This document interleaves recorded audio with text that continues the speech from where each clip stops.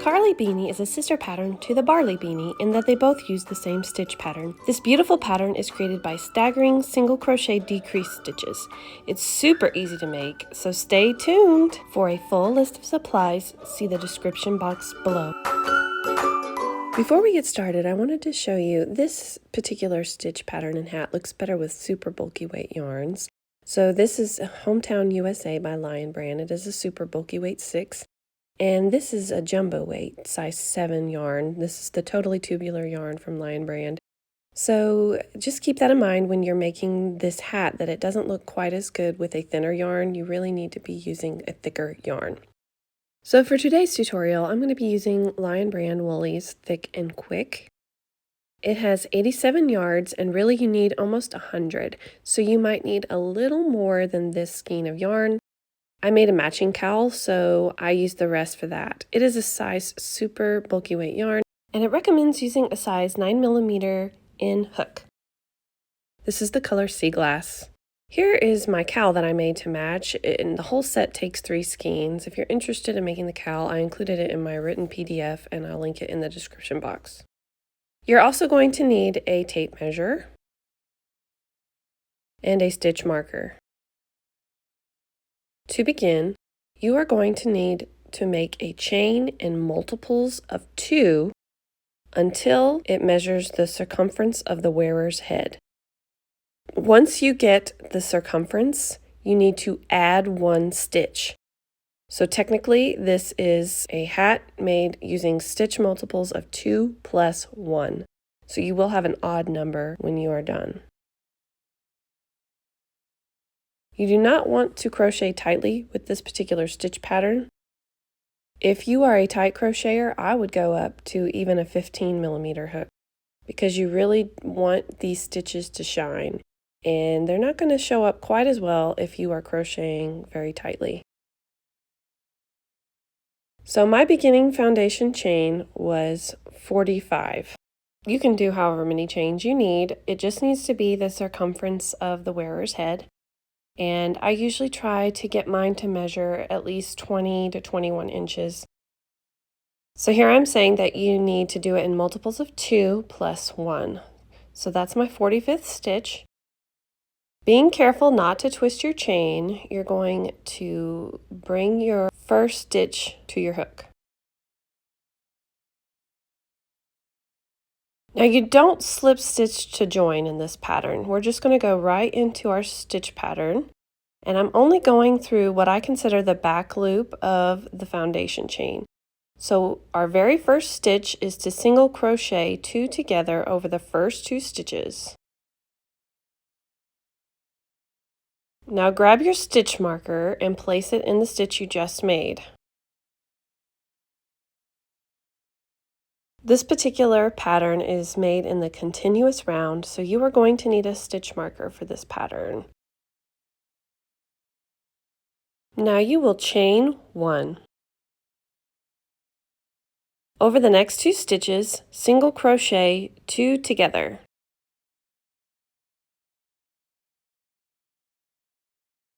Now you're going to chain 1 to compensate for that decrease. Over the next 2 stitches, single crochet 2 together. Chain 1 to compensate. Just continue making single crochet 2 together, followed by a chain 1 all the way till you get to the stitch marker. You should have 1 chain left when you get to the end. So here I have 3 stitches left. I'm going to single crochet 2 together over the next 2 stitches.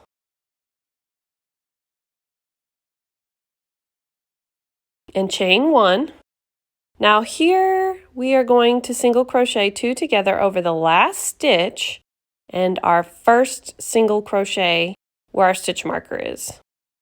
So single crochet 2 together over the last stitch and the first stitch. This is technically the last single crochet of the round.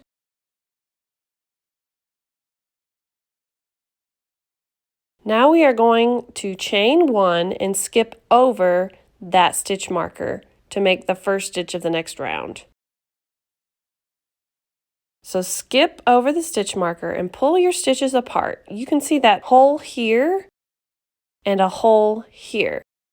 That is technically the chain one space and the single crochet. You need to make your single crochet 2 together over that chain one space and the next single crochet. There should be a vertical bar separating them. Now we are going to take our stitch marker out and put it in the stitch we just made. You will notice that it moved to the left.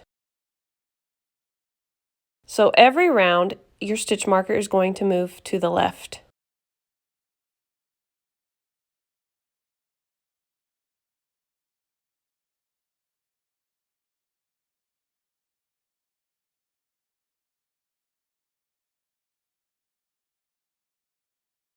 Now we are going to chain 1 to compensate for our decrease. Pull your stitches apart, and you are going to single crochet 2 together over the next chain 1 space and single crochet.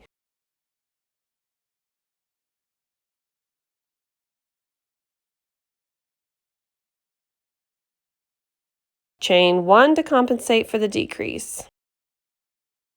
Pull the next stitches apart. Single crochet 2 together over the next chain 1 space and single crochet stitch.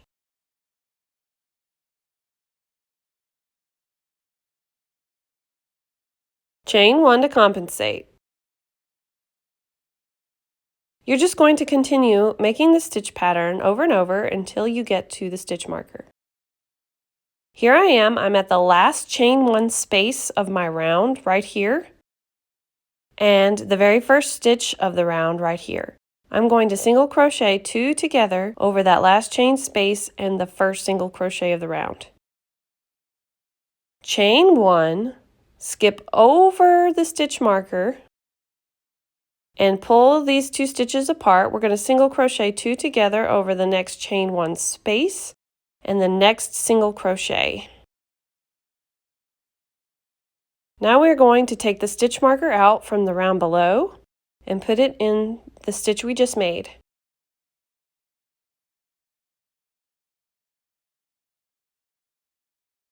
As I mentioned before, our stitch marker has moved to the left yet again. So it's going to the left every round. Now chain 1 to compensate for our decrease. Single crochet 2 together over the next chain 1 space and single crochet. Chain 1, single crochet 2 together over the next chain 1 space and single crochet. Chain 1. Just continue repeating this stitch pattern all the way around until you get to the stitch marker.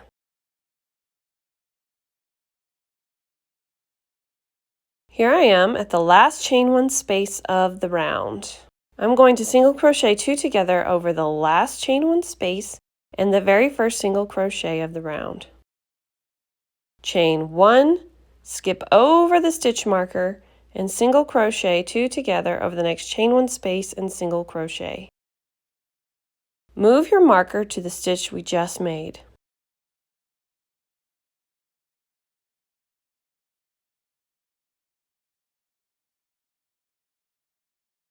Chain 1 to compensate for our decrease.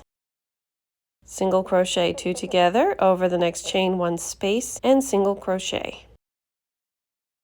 Chain 1 to compensate. So by now you should see the stitch pattern. You're basically just going to continue repeating that over and over and over until your piece gets to be the measurement that you want. And you should stop when you have about 7 inches in height, or about 18 centimeters. So just continue repeating the stitch pattern until you get that measurement, and I will meet you there. So here my piece has 12 rounds, and it is about 7 inches, or 18 centimeters. Now we're going to start decreasing. So the very first stitch of our round is like usual. We're going to single crochet 2 together over the first chain 1 space and single crochet.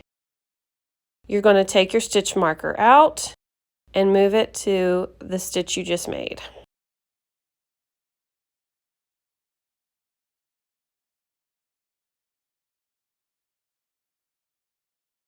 Now we are not going to chain 1 because we're decreasing. Over the next chain 1 space and single crochet 2 together. You should have 2 decreases side by side. Now we are going to chain 1. So 2 decreases side by side, then a chain 1. Now we're going to single crochet 2 together over the next chain 1 space and single crochet. Do not chain 1. Single crochet 2 together over the next chain 1 space and single crochet. Now we have 2 decreases side by side, chain 1. Single crochet 2 together over the next chain 1 space and single crochet. Single crochet 2 together over the next chain 1 space and single crochet. Chain 1. You're just going to continue making 2 decreases side by side, separated by a chain 1 till you get to the stitch marker. Here we are near the end. We have 1 more chain space and 1 more single crochet. Just single crochet 2 together and then chain 1.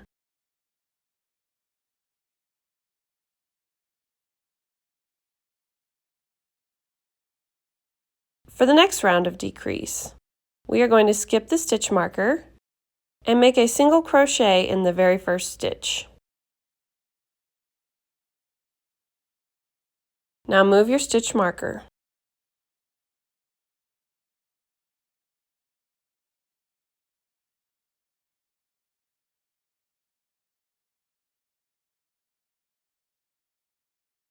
Over the next chain 1 space and single crochet, you're going to single crochet 2 together.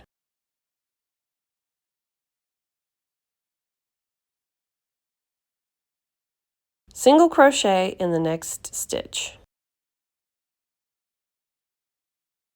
Single crochet 2 together over the next chain space and single crochet. Single crochet.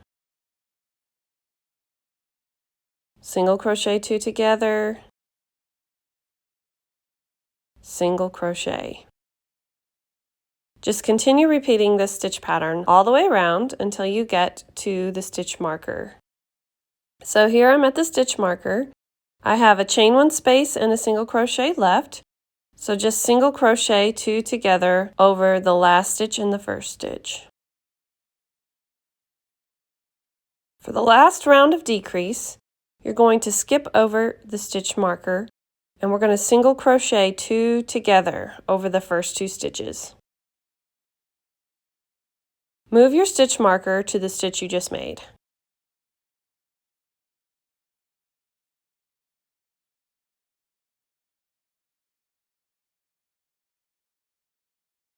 Single crochet 2 together over the next 2 stitches.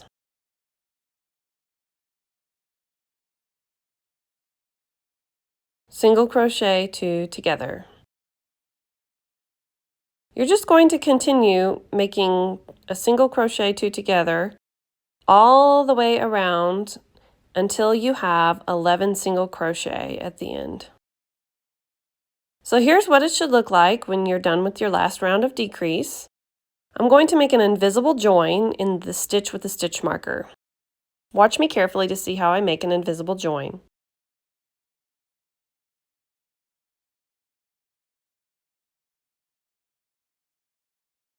Now you're going to fasten off and leave yourself a length of tail in order to whip stitch the top closed.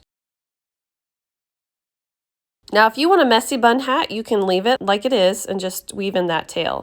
But I'm going to close mine up. So grab a yarn needle and working through the front loops only, we're going to whip stitch this hat shut. So here is the back loop back here. and here's the front loop. Here's the back loop, here's the front loop. So I'm just going to whip stitch through the front loops only of every stitch around, and then I'm going to cinch the hat shut.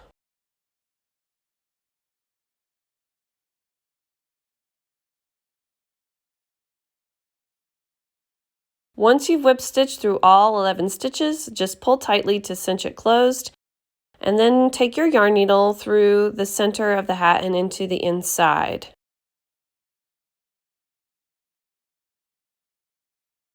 Now I'm going to further close this hole right here.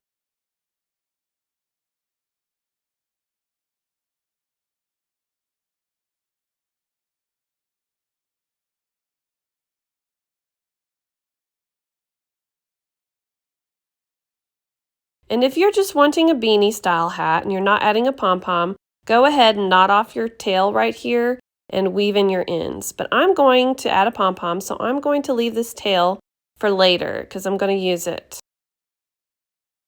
So now what we are going to do is add a band to the bottom of the hat, and that'll give us the length that we need for it to fit an adult, because right now it only measures 8 inches and I want it to measure 9. So I'm going to add a band around the bottom. I've switched way down to a K 6.5 millimeter hook. I'm going to join just a little bit to the left of the knot.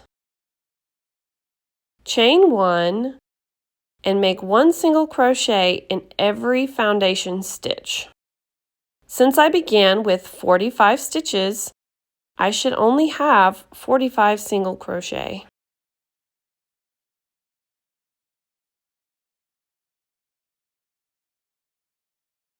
So just continue making 1 single crochet in every stitch of the foundation chain around.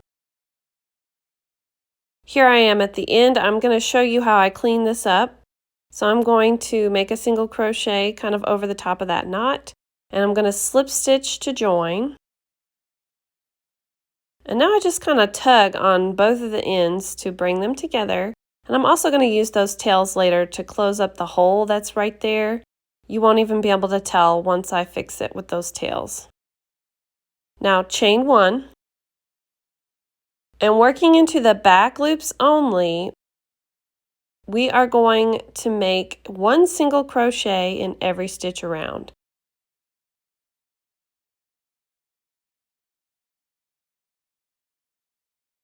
So again, you should just have 45 single crochet at the end of this round, and all of them should be through the back loop only.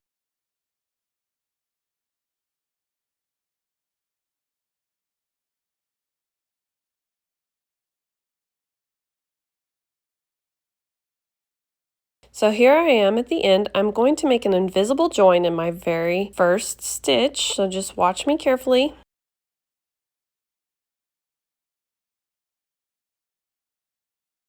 And now I'm going to fasten off and weave in my tails.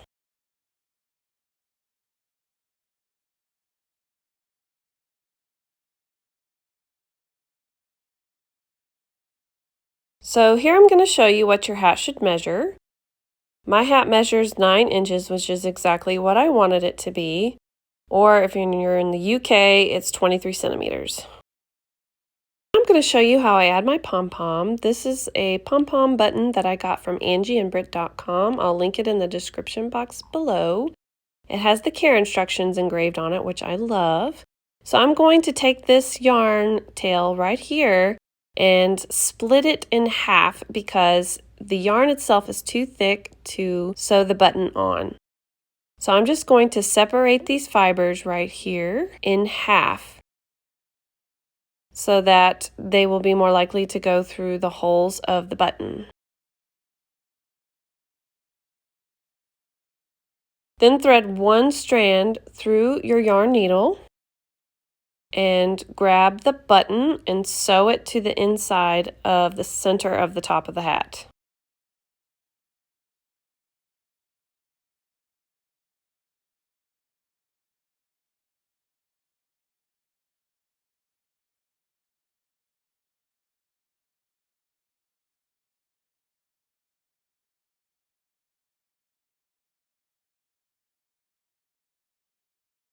Once I have got it sewn on, I take the ends and I tie them together in a knot to secure the button even further. Now you must be careful if you are tying these tails in a knot because they are weaker. As you see, I just broke the tail there. You have to be more gentle because once they have been separated, they are a lot more weak and they're easier to break. Then you're just going to cut those tails off. I glue a tag, a piece of ribbon, to the elastic of my pom-pom, and then I just drag the pom-pom elastic just through any hole really at the top, but I'm going to use a hook because it's faster. And then just pull the elastic as tight as you can so that the pom-pom doesn't flop around, and then just wrap the elastic as many times as it will go around that button. And the ribbon you see there will act as a tag so that the customer or the wearer can take it off for washing. Once you weave in your tails and maybe add your tag, you are done.